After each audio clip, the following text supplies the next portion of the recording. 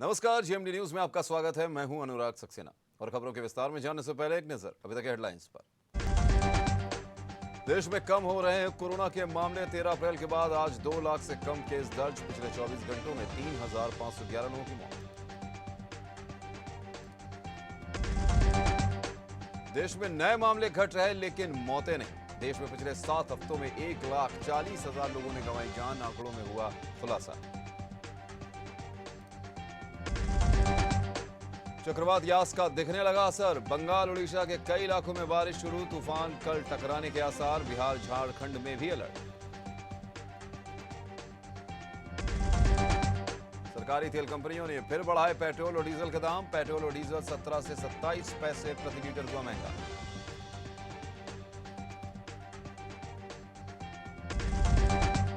26 मई को यानी कल पड़ेगा नया सत संवत्सर का पहला चंद्र ग्रहण। पूरे साल में पड़ेंगे 4 ग्रहण।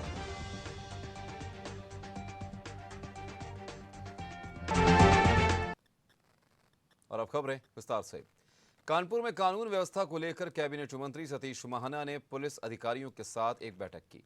सर्किट हाउस में हुई इस बैठक में मंत्री महाना ने अपराधियों पर प्रहार और जनता से व्यवहार की रणनीति पर काम करने के निर्देश दिए।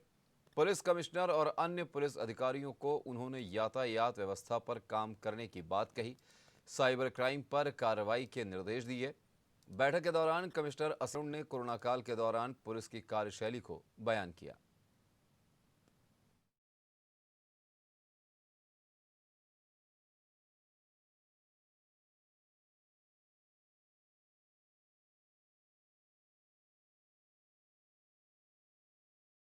लगभग 2 माह हो गए कानपुर में कमिश्नरी की व्यवस्था स्थापित हुए। मेरा कंसर्न था कि इधर जो कोविड के टाइम में विशेष रूप से ये कोरोना कर्फ्यू रहा, उसकी ठीक तरीके से मैनेजमेंट हो, ये प्राथमिकता थी। साथ में इसके साथ ये भी प्राथमिकता थी कि जैसे जैसे कर्फ्यू में ढील होगा वैसे वैसे पुलिस को अपनी कमिश्नरी की व्यवस्था को स्थापित और सिद्ध करने के लिए मेहनत करनी पड़ेगी, क्योंकि जनता को लगता है कि पुलिस कमिश्नरी सिस्टम जब बन गया है तो इसका मतलब बहुत बड़ा सुधार की अपेक्षा है, और इसी भाव के साथ किया भी गया। माननीय मुख्यमंत्री जी ने यही सोचकर कमिश्नरी की व्यवस्था लागू करी, क्योंकि पुलिस कमिश्नरी के माध्यम से हम अपराध और नीचे स्तर के ऊपर भ्रष्टाचार को रोक सकें। कोरोना काल में जब एलोपैथिक की कई दवाइयां फेल होती नजर आ रही हैं, तो ऐसे में होम्योपैथिक की दवाएं भी बेहतर परिणाम दे रही हैं। आरोग्य धाम ग्वालटोली के चिकित्सक डॉक्टर हेमंत मोहन ने बताया कि ऐसे कई मरीज जिनका ऑक्सीजन लेवल डाउन था, महज होम्योपैथिक दवाओं से कुछ ही दिनों में सही हुए हैं। इसके साथ ही ब्लैक फंगस या अन्य वायरस के लिए भी होम्योपैथिक पद्धति में कई दवाएं।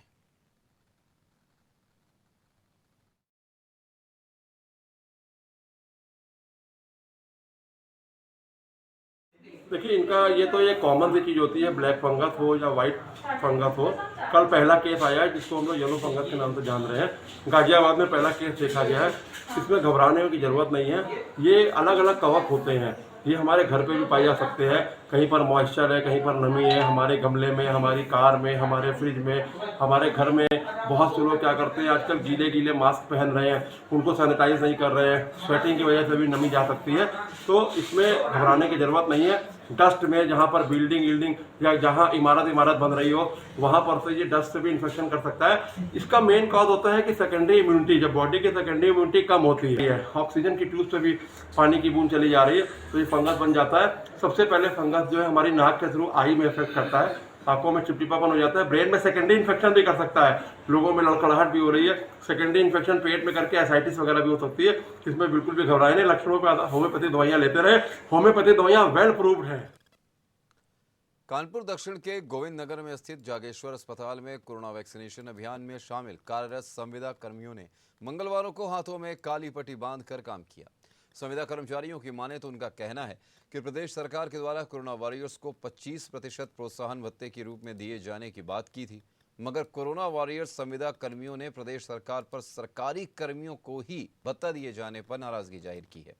उनका कहना है कि कोरोना वॉरियर्स के रूप में वो भी इस अभियान से जुड़े हैं और वैक्सीनेशन हो या अस्पतालों में वो भी अपनी सेवाएं बराबर दे रहे हैं। ऐसे में सरकार की तरफ से 25% प्रोत्साहन राशि संविदा कर्मियों को नहीं मिली, जिनकी वजह से उन्होंने प्रोत्साहन भत्ता न मिलने से नाराजगी को लेकर अपना विरोध जताने के लिए हाथों में काली पट्टी बांधकर वैक्सीनेशन का काम किया है। संविदा कर्मियों को वो स्वास्थ्य प्रोत्साहन जो है वो नहीं दिया जा रहा है और जो सरकारी कर्मचारी हैं स्वास्थ्य विभाग के सिर्फ उन्हीं को ये प्रोत्साहन राशि दी जा रही है। जो हॉस्पिटल में डायरेक्ट कोविड पेशेंट के साथ में जो काम कर रहे हैं सिर्फ उन्हीं लोगों को ये प्रोत्साहन राशि दी जा रही है, बल्कि हम संविदा कर्मी भी तो काम कर रहे हैं और उनसे बल्कि ज़्यादा काम कर रहे हैं हम लोग। एक तरफ जहां देश भर में कोरोना वायरस के चलते जनजीवन प्रभावित होता हुआ नजर आ रहा है, तो वहीं दूसरी तरफ लोगों का व्यापार भी पूरी तरीके से चौपट होता चले जा रहा है। इसका सबसे ज्यादा नुकसान शादी समारोह से जुड़े व्यापार में देखा जा सकता है। आपको बताते चलें कि देश भर में कोरोना की दूसरी लहर के चलते कानपुर शहर में बड़ी संख्या में कोरोना संक्रमण के मामले सामने आए थे, जिनके चलते शहर में लॉकडाउन भी घोषित किया गया था। मगर इस बार कोरोना का हमला तब हुआ जब शादी समारोह का सीजन शुरू ही हुआ था। लोगों के द्वारा गेस्ट हाउस, टेंट, बैंड बाजा सब कुछ बुक हो चुका था, लेकिन कोरोना संक्रमण के चलते ज्यादातर शादी समारोह लोगों ने टाल दिए। इसकी वजह से गेस्ट हाउस, टेंट हाउस से जुड़े व्यापार पूरी तरह से नुकसान के तले दब गए, जिसकी वजह से इस व्यापार से जुड़े हजारों लोग पूरी तरह से प्रभावित भी हुए हैं। व्यापारियों की माने तो उनके व्यापार पूरी तरह से नुकसान से जूझ रहा है। घर की जरूरतें भी पूरी नहीं हो पा रही हैं।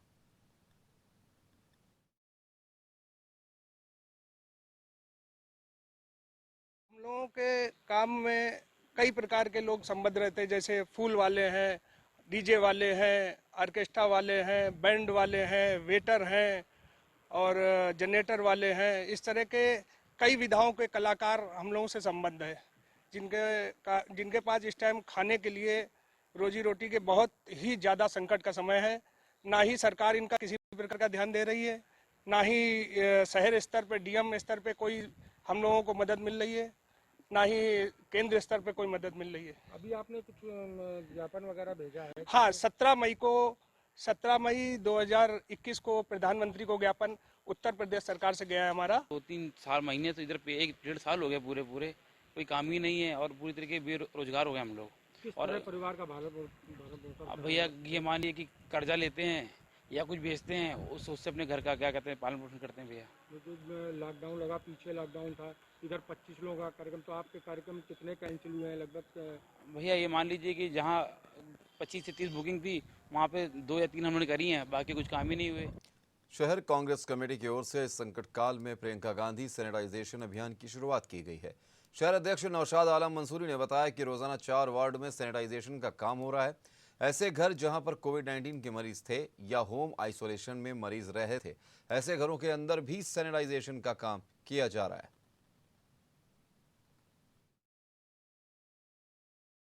हमारा ये लगभग 4 दिन से लगभग चल रहा है। विधायक सोहेल अंसारी जी ने इसका उद्घाटन किया था। आज हम लोग सैनिटाइजेशन अभियान को वार्ड स्तर पर, वार्ड अध्यक्ष के मार्फत, गली गली, घर घर, और जो ऐसे कोरोना मरीज जो होम आइसोलेट थे, कोरोना हो गया था, घरों में थे, या ऐसे किसी के घर में कोरोना से डेथ हो गई है, उनके घरों में कोई जाना नहीं चाहता। ऐसे में कांग्रेस सेवक दल अपने सैनिटाइज़र को लेके, अपनी मशीन को लेके उनके पूरे घर को, किचन, बाथरूम, टॉयलेट से हर हिस्से को सैनिटाइज कर रहे हैं। गली गली, मोहल्ले मोहल्ले प्रियंका गांधी सैनिटाइजेशन अभियान। कोरोना आपदा में कानपुर की चिकित्सकीय व्यवस्था पर सूबे के मुखिया योगी आदित्यनाथ ने शहर का निरीक्षण कर चरमराई LLR हेल्थ अस्पताल की व्यवस्थाओं पर अधिकारियों की जमकर क्लास लगाई। फटकार लगने के बाद न सिर्फ कानपुर के जनप्रतिनिधि बल्कि अधिकारियों ने भी व्यवस्थाओं को दुरुस्त करना शुरू कर दिया है। इसी कड़ी में विधायक अरुण पाठक और सलील बिश्नोई ने मंडलायुक्त को उर्सला, हैलट आदि अस्पतालों में जन सुविधाओं को सुव्यवस्थित और सुचारू रूप से संचालित करने के संबंध में एक ज्ञापन सौंपा। इस दौरान विधायकों ने कोरोना की तीसरी लहर से निपटने के लिए चाचा नेहरू अस्पताल के अपग्रेडेशन के साथ बच्चों के लिए 50 बेड की व्यवस्था को जल्द सुनिश्चित करने के लिए चर्चा की।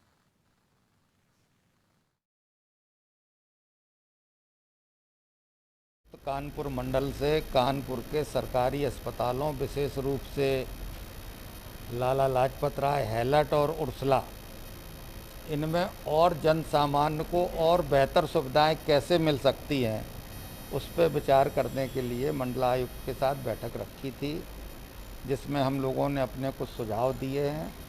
मंडलायुक्त जी ने भी कल गए थे हैलट अस्पताल, तो वहाँ पे भी उन्होंने कुछ व्यवस्थाएं सुधारने का काम किया है। और कुछ हम लोगों के सुझावों पर आगे और काम करने का उन्होंने किया है।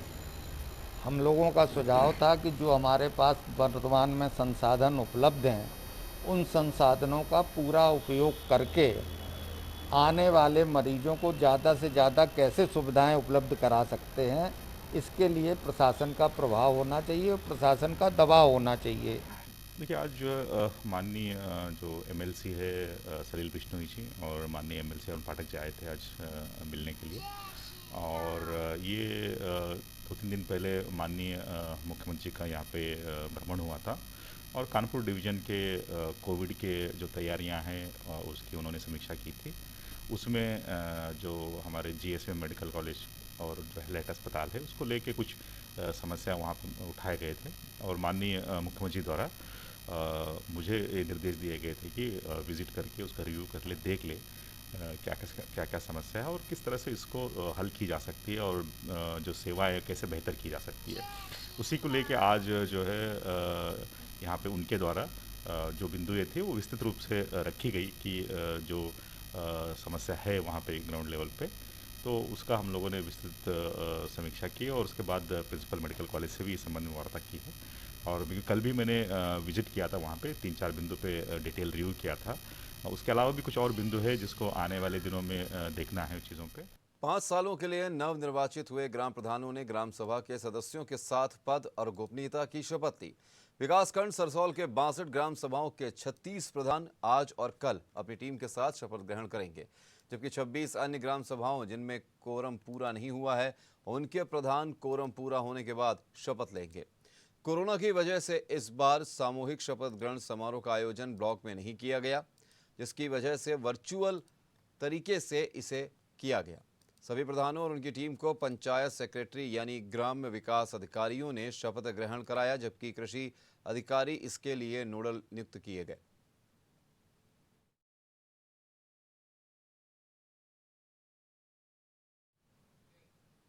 बिल्हौर तहसील क्षेत्र में गेहूं खरीद घोटाले की जांच में सामने आए खेल को देखकर सहायक निबंधन सहकारिता अधिकारी खुद हैरान हो गए।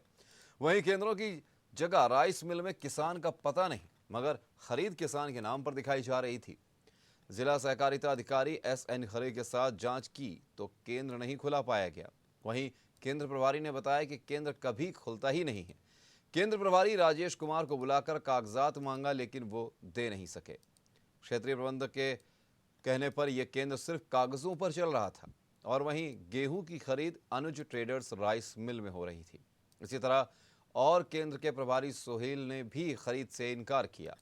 अरौल केंद्र के नाम पर राइस मिल पर 54 किसानों ने 4705 क्विंटल, सिंगरौली में 50 किसानों ने 4435 क्विंटल और रहीमपुर में विसर्जन में 46 किसानों के ने 4479 क्विंटल गेहूं की खरीद दिखाई गई। आपको बता दें कि तीनों केंद्र प्रभारियों ने उच्च अधिकारियों की सहमत से केंद्र को खोला था। डीएम को कार्रवाई के लिए भेजे गए पत्र में सहायक निबंधक सहकारिता और अपर जिला सहकारी अधिकारी ने क्षेत्रीय प्रबंधक समेत 6 के खिलाफ मुकदमे की संतुष्टि की।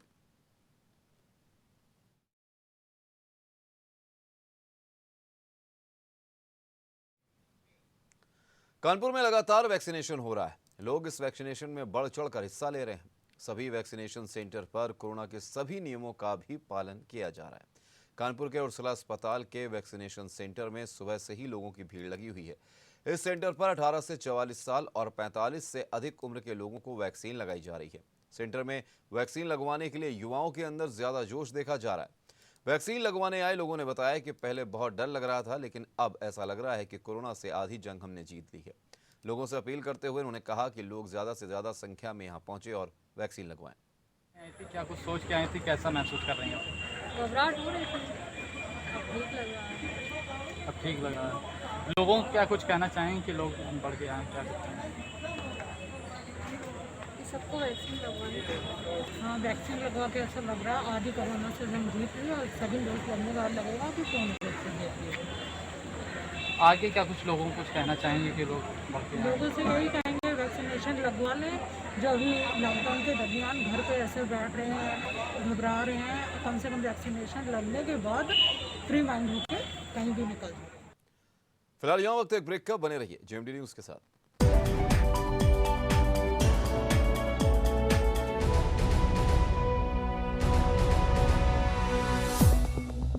सुबह से लेकर रात तक आपकी फैमिली एंजॉय ही करती रहती है। लॉटरी वॉटरी लगी है क्या? अरे आप सोनी के स्पोर्ट्स चैनल नहीं देखते?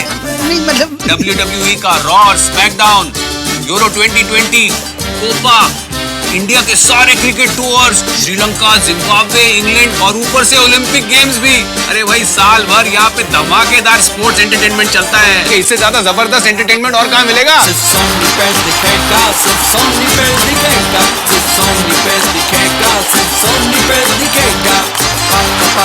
एक हैप्पी फैमिली के लिए रोटी, कपड़ा और मकान के साथ साथ बहुत जरूरी है सोनी के स्पोर्ट्स चैनल्स को देखना।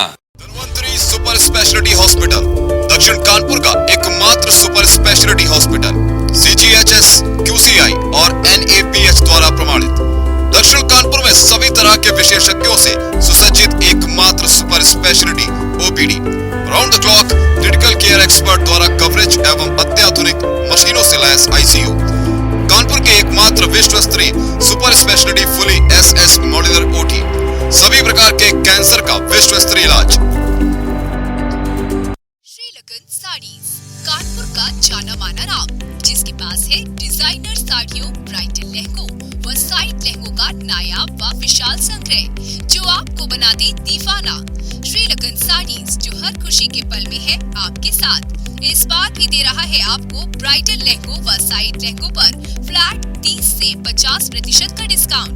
आपकी खुशी हमारा हक है। श्रीलकन साड़ीज, दर्शन पूर्वा व तिलक नगर, कानपुर।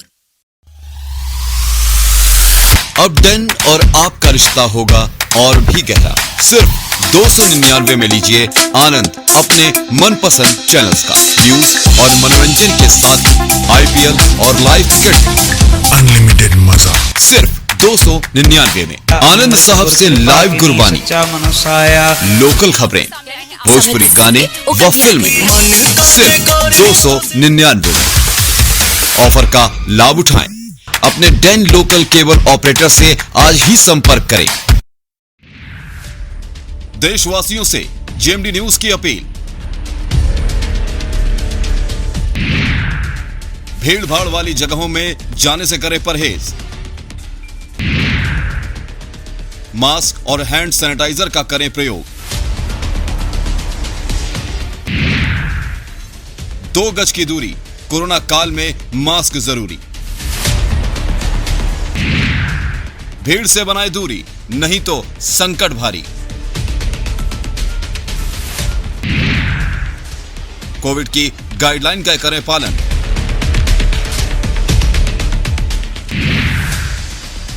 खुद बचें, परिवार को बचाएं।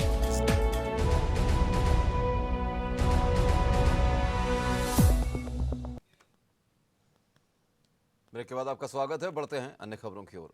कानपुर में लॉयंस क्लब गैंजेस की तरफ से उर्सला अस्पताल के CMS को 1000 मास्क डोनेट किए गए। अध्यक्ष अशोक जौहरी ने बताया कि कोरोना काल में डॉक्टरों की भूमिका महानायक की तरह है। अपनी जान की परवाह न करके कोरोना जैसी महामारी में पूरे देश के डॉक्टरों ने लोगों की जान बचाई। इसके चलते लॉयंस क्लब गैंजेस ने उर्सला अस्पताल के CMS डॉक्टर अनिल निगम को 1000 मास्क डोनेट किए, ताकि अस्पताल में डॉक्टर और कर्मचारियों को मास्क की कमी न हो।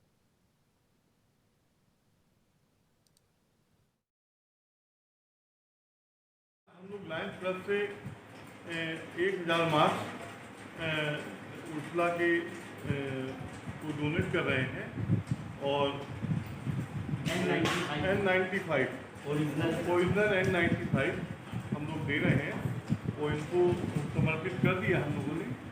और लायंस क्लब की तरफ से इनकी सेवा को बहुत बहुत धन्यवाद दे रहे हैं, क्योंकि आज जो भी देश में कुछ हो रहा है उसके महान नायक आप ही लोग हैं। आप लोगों के सहारे इस समय पूरा देश है। इसके लिए, इनकी सेवा के लिए हम लोग लायंस क्लब की पूरे तरफ से हम लोग इनको बहुत बहुत बधाई देते हैं। कानपुर के बिधनू में महिला उद्यमी आरती शर्मा हत्याकांड में पुलिस ने हमीरपुर से सुपारी लेने वाले को गिरफ्तार कर लिया है, जबकि दोनों शूटर समेत अभी 3 हत्यारोपी फरार हैं। पूछताछ में सुपारी किलर ने बताया कि पति ने ही प्रतापगढ़ के राजा शुक्ला गैंग को सुपारी देकर हत्या कराई थी। बिधनू थाना प्रभारी विनोद सिंह ने को बताया गया कि दोनों को जेल भेजा गया है। फरार शूटरों की तलाश में पुलिस दबिश दे रही है। आपको बता दें कि 18 मई को इस वारदात को अंजाम दिया गया था। कानपुर आउटर में थाना बिजनूर के अंतर्गत दिनांक 18/5/21 को डायल 100 की सूचना पर पुलिस मौके पर गई तो वहां पर एक युवती आरती शर्मा की लाश पाई गई, जो नवीन गल्ला मंडी कानपुर में रहती हैं। इनके शव को देखने से ये लगा कि इनकी हत्या की गई है और इनके पिता अनिल शर्मा जो ग्वालियर के रहने वाले हैं, उनकी तहरीर पर मुकदमा अपराध संख्या 165/21 धारा 302 34 IPC पंजीकृत किया गया। तमामी विवेचना एवं साक्ष्य के आधार पर इसमें 3 व्यक्तियों के द्वारा हत्या कारित करना पाया गया, जिसमें उसका पति श्याम शरण शर्मा और शाहरुख तथा भोलू जो भरुआ सुमेरपुर के रहने वाले हैं, इन लोगों ने मिलकर इसकी हत्या की है और इसके पति ने पैसा देकर इसकी हत्या कराई है। फतेहपुर जनपद के विकासखंड देवमई ब्लॉक के नवनिर्वाचित प्रधानों का शपथ ग्रहण वर्चुअल माध्यम से 25 मई को होना था, जिसमें सभी नवनिर्वाचित प्रधानों की शपथ ऑनलाइन के माध्यम से कराई गई। वहीं विकासखंड देवमई ब्लॉक के नवनिर्वाचित प्रधान शिवदेवी, ग्राम सभा कौड़िया और ग्राम पंचायत सदस्य धीरेन्द्र सिंह, राखी सिंह, अजय कुमार सिंह, हरिश्चंद्र रेखा, शिवकली, बालेंद्र सिंह, बम्बूरी, सुशील कुमार की मौजूदगी पर उच्च प्राथमिक विद्यालय छिवली विकासखंड देवमई फतेहपुर में ग्राम प्रधान शिवदेवी और ग्राम पंचायत सदस्य रोजगार सेवक अरविंद पाल, प्रशासन द्वारा नियुक्त किए गए कांस्टेबल दीपक कुमार, मोहित यादव की मौजूदगी पर ऑनलाइन के माध्यम से शपथ ग्रहण सकुशल संपन्न हुआ।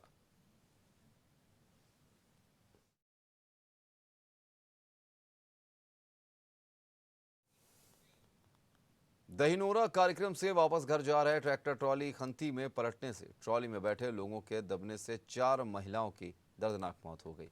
वहीं 7 लोग गंभीर रूप से घायल हुए हैं। घटना ओरन कस्बे के बांदा रोड के शनि पेट्रोल पंप के पास हुई।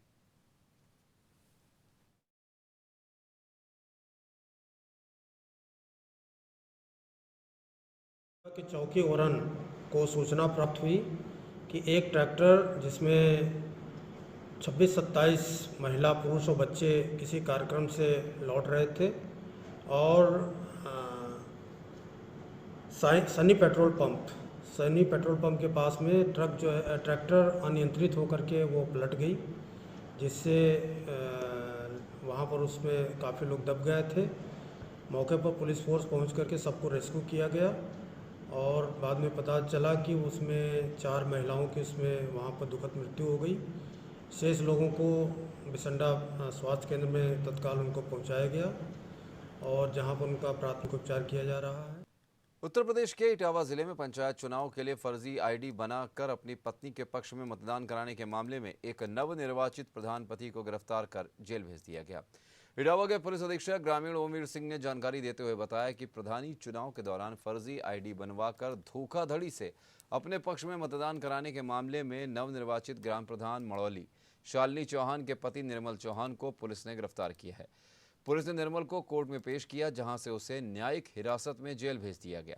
जानकारी के मुताबिक 19 अप्रैल को हुए दूसरे चरण के पंचायत चुनाव में मतदान के दिन मड़ौली ग्राम पंचायत के एक मतदान केंद्र पर 3 नाबालिग लड़के मतदान करने गए थे। शक होने पर पीठासीन अधिकारी ने तीनों को पकड़ लिया था। पूछताछ में नाबालिग लड़कों ने निवर्तमान प्रधान के पक्ष में वोट करने के लिए आने की बात कही थी। मामला आला अफसरों के पास पहुंचता तो पुलिस ने मामले की जांच की। तत्कालीन थाना प्रभारी और वर्तमान में कोतवाली सदर प्रभारी जितेंद्र कुमार सिंह ने जांच में पाया था कि निर्वर्तमान प्रधान निर्मल चौहान ने अपने पक्ष में मतदान कराने के लिए नाबालिग लड़कों की आईडी बनवाई थी। इसी मामले में तत्कालीन चौकी प्रभारी चिंतक कौशिक ने निर्मल चौहान के खिलाफ धोखाधड़ी, कूट रचित दस्तावेज बनवाने व उनका प्रयोग करने व अन्य धाराओं में रिपोर्ट दर्ज कराई थी। मामले में एक जन सेवक केंद्र के संचालक को भी आरोपी बनाया गया था। इलेक्शन चल रहे थे, उस दौरान गांव मडोली पड़ता है, एक थाना बकेवर में, वहाँ पे 3 नाबालिग बच्चे पकड़े गए थे वोटर आईडी के साथ। जब उसकी तहकीकात की गई तो वो फ़ोटो उनके थे, लेकिन डिटेल किसी और की भरी हुई थी। जब गहनता से पूछताछ की गई तो ये संज्ञान में आया कि वहीं एक सेवा केंद्र था, उस सेवा केंद्र पर उनके वोटर आईडी तैयार किए गए थे। जब सेवा केंद्र वाले से पूछताछ की गई तो ये संज्ञान में आया कि मडोली के जो एक प्रधान पद के प्रत्याशी थे उस समय, उनके द्वारा ये कराया गया है। कोरोना काल में लॉकडाउन के कारण बंदी की मार झेल रहे दुकानदार अपने अपने प्रतिष्ठान खुलवाने के लिए लामबंद होते हुए दिख रहे हैं। हालांकि व्यापारियों ने लामबंदी के दौरान खुद भी सोशल डिस्टेंसिंग का कोई ख्याल नहीं रखा, लेकिन कोरोना प्रोटोकॉल का पालन करने वाली पुलिस भी इन व्यापारियों के खिलाफ पुलिस कोई कार्रवाई इसलिए नहीं कर सकी क्योंकि इन व्यापारियों को सत्तारूढ़ दल की एमएलए श्रीमती सरिता भदौरिया का समर्थन हासिल है।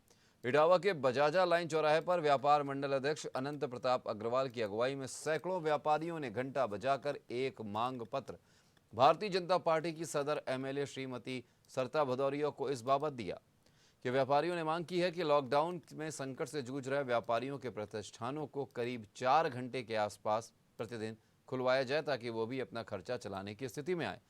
व्यापारियों का ज्ञापन लेने के लिए पहुंचे इटावा की एमएलए श्रीमती सरिता भदौरिया ने कहा कि ये प्रदर्शन नहीं बल्कि ज्ञापन लेने की प्रक्रिया है।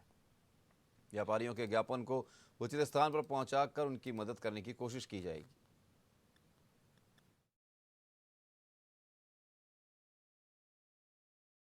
प्रदर्शन नहीं था मेरा, ये व्यापार मंडल का शासन प्रशासन जनप्रतिनिधियों से अनुरोध था।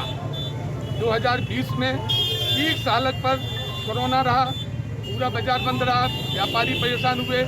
2021 में जब तालाबंदी आई, लगभग 40 दिन हो रहे हैं, 1-2 ट्रेड के अलावा सारे ट्रेडों को बंद कर रखा है, जबकि शहर और पूरे प्रदेश में सारी जन गतिविधियाँ चालू हैं, सारी गतिविधियाँ चालू हैं, केवल छोटे व्यापारी बंद हैं।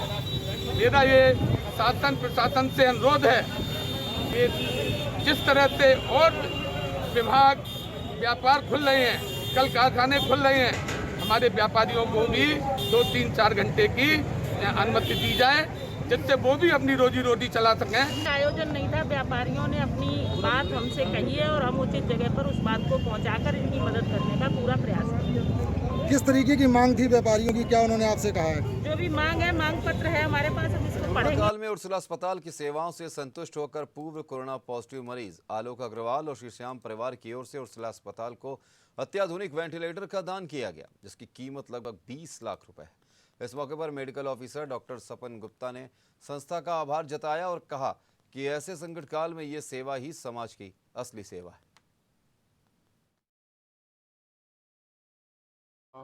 आज हमारे जो है रोटोमैक पंप्स की तरफ से और हमारे श्याम परिवार के सदस्य आलोक अग्रवाल जी और अन्य हमारे परिवार के लोगों ने हमारे उर्सुला हॉस्पिटल आईसीयू के लिए एक अत्याधुनिक जो वेंटिलेटर यहाँ पे दान स्वरूप दिया है।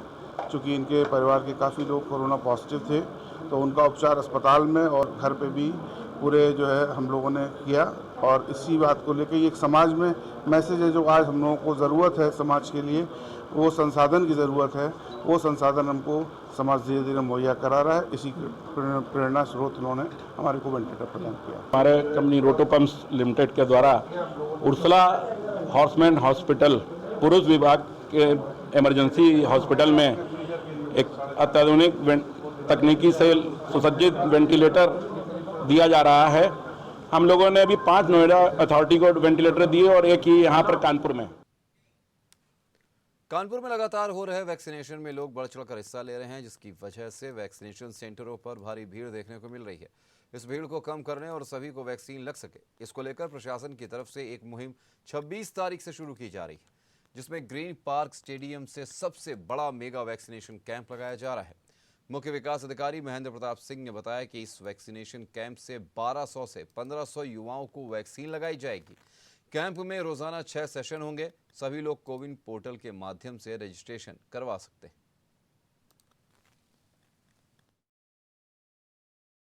देखिए, यहाँ पे हम प्लान कर रहे हैं कि ग्रीन पार्क में 1000 से ऊपर लोगों का वैक्सीनेशन यहाँ पे पर डे हम कराएं।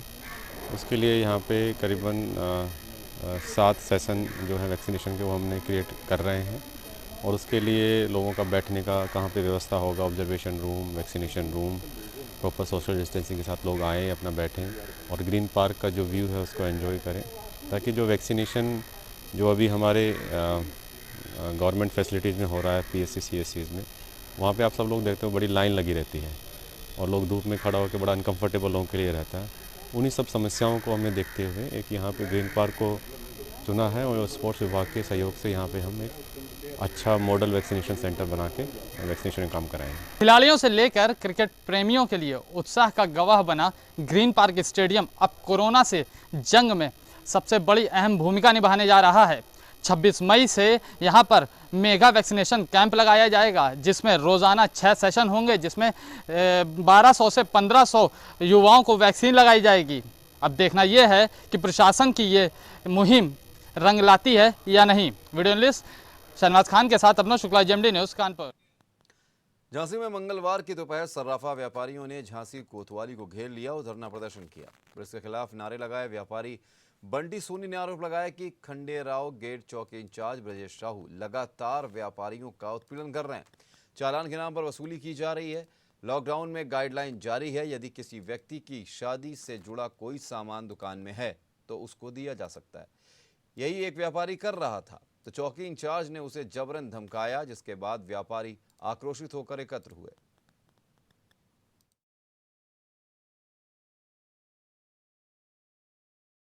शहर कोतवाली के थाना इंचार्ज हैं खंडेराव चौकी के ब्रजेश साहू जी, व्यापारियों को इतना उत्पन्न कर रहे हैं। वो व्यापारियों की मारपीट, अगर किसी व्यापारी के यहाँ किसी की चढ़ाई का सामान रखा है, उसने आधी शटर खोल के उसको सामान दे दिया है, आप आ गए, आपने कहा कोतवाली चलो, वो व्यापारी ये कह रहा है कि हमारा चालान काट दो। नहीं चालान नहीं, आप अंदर चलो, तो कोतवाली चलो।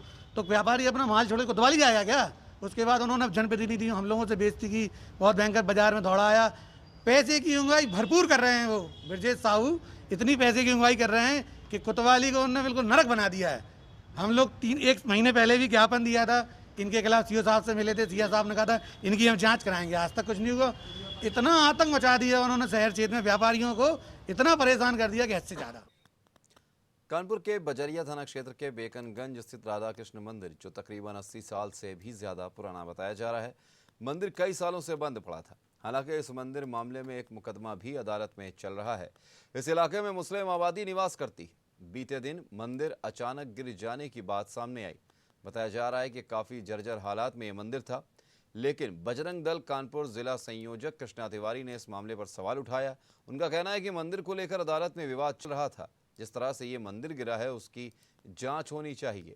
बजरंग दल के संयोजक ने मामले की जांच के लिए एसीपी को ज्ञापन दिया। ज्ञापन के माध्यम से बजरंग दल ने मांग की है कि शहर के ऐसे राधा कृष्ण मंदिर की तरह कई अन्य मंदिर जो मुस्लिम इलाकों में बंद पड़े हैं, उनको खुलवाकर बजरंग दल के लोगों को वहां पूजा करने का अधिकार दिया जाए।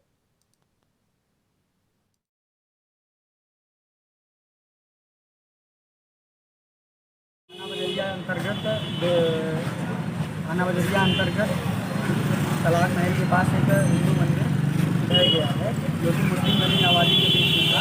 मंदिर इतना पुराना भी नहीं था, मात्र 81 वर्ष पुराना मंदिर था, जो अपने आप ढह गया है। आसपास घनी आबादी, मुस्लिमों की घनी आबादी है, इसलिए शासन और प्रशासन से आग्रह है कि उसकी पूरी जाँच हो कि मंदिर किन परिस्थितियों में गिरा है या गिराया गया।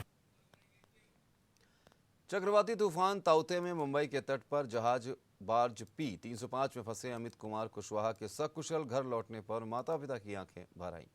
मां सरला देवी बेटे से लिपट गई। अमित ने बताया कि लोग जहाज से कूदने लगे थे तो वो भी जान बचाने के लिए जहाज से पानी में कूद गया।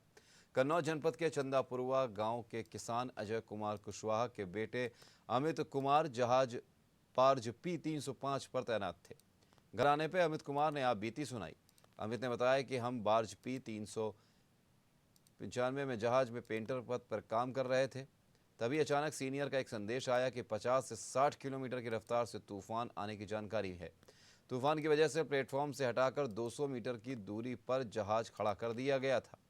15 मई की शाम को यूनिट के सदस्य खाना खाकर जहाज के कमरे में लेटने चले गए। तूफान की वजह से जहाज लहरों में हिल रहा था। लहरों के भय के कारण रात भर नींद नहीं आई।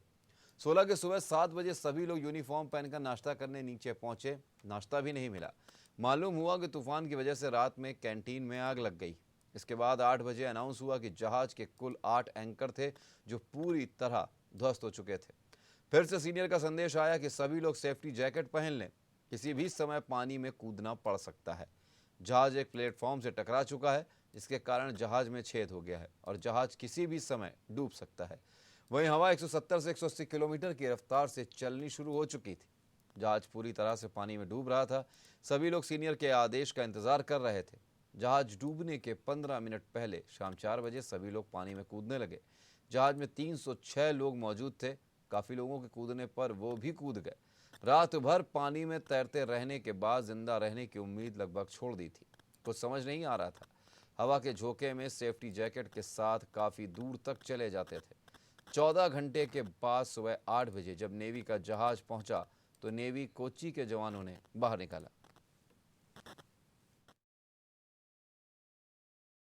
तारीख का हमें मालूम हुआ काल दिखाओ पहले 16 तारीख का यहाँ और फिर 16 तारीख से फिर फोन नहीं आए लगे कतई। फिर ये सबको लगे रहे इधर उधर फोन करे कि कोई खबरें नहीं मिला कैसे हो। तब बाद में बरसातन में देखो कि भैया आप परेशान है। तब बोले ना तब इतने करी भैया कि हाँ भैया कहूँ सुरक्षा। तो न्यूज में देखते ही थे कि जहाज ऐसे है। तब तुम्हें बताओ फिर बाद में जब इन्हें जब होश कमाओ तब इन्हें बतलाओ तब बात करी।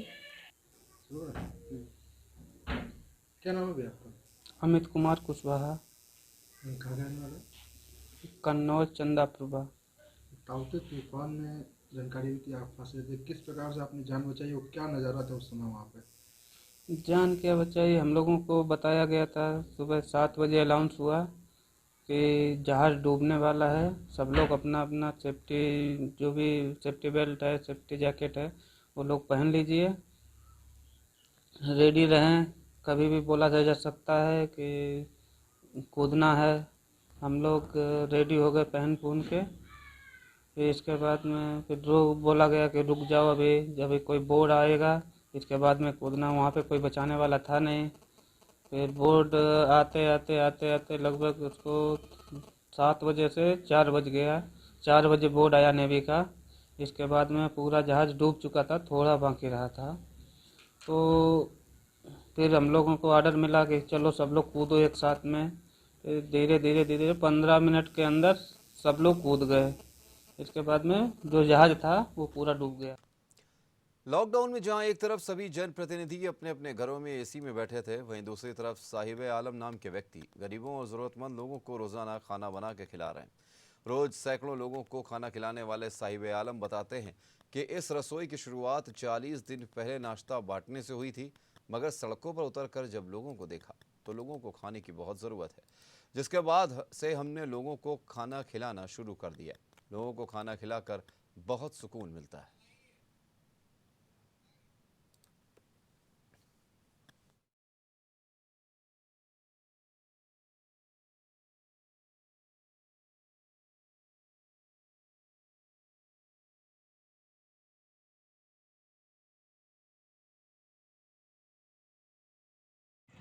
हम लोग ये तकरीबन 30 से 40 दिन हो गए हैं रसोई चलाते हुए, और इस रसोई की स्टार्ट हुई थी नाश्ते से, जैसे कि पानी और दाल मोट बिस्किट के साथ थे। लेकिन जैसे जैसे रिक्वायरमेंट बढ़ती गई, लोगों के बीच जाके देखा लोग भूखे हैं, तो हम लोग इसको चेंज करते करते आज खाने पर आ गए हैं। अच्छा ये बताइए, जिस तरह से अब लॉकडाउन चल रहा है और दुकानें बंद चल रही, किस तरह से ये लोग अपना रोज़ खाने वाले, ऐसे में क्या उनकी मदद कर रहे हैं आप? एक्चुअली है क्या, खाने का साधन जितने भी हैं, होटल वगैरह ये सब बंद हैं, और स्टेशन पे जैसे आप देखते हैं कि राहगीर होते हैं, अंदर वेटिंग रूम में भी लोगों को खाना नहीं मिल पा रहा है, कैंटीन भी बंद है। तो इसीलिए हम यहाँ पर आते हैं और लोगों को खाना पहुँचाते हैं, क्योंकि यहाँ पर सबसे ज़्यादा ज़रूरतमंद लोग हैं। परमठ में बनाए गए कोरोना हेल्प डेस्क का निरीक्षण करने के लिए परमठ में बने कोरोना हेल्प डेस्क पहुंचे डीएम आलोक तिवारी और नगर आयुक्त अक्षय त्रिपाठी। डीएम ने वहां मौजूद पार्षद से कोरोना किट के बारे में जानकारी ली। पार्षद ने बताया कि अभी तक 19 लोगों को किट दी जा चुकी है। इसके बाद अधिकारियों ने सूची में लिए नंबरों पर कॉल करके लोगों से जानकारी ली, जिसमें अधिकारी संतुष्ट दिखे।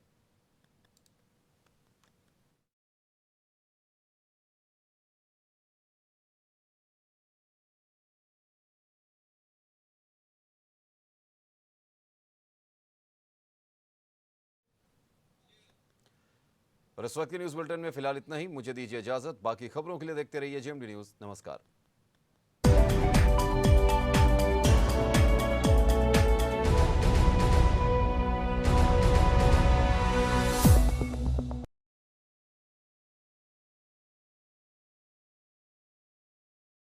की बड़ी खबर कानपुर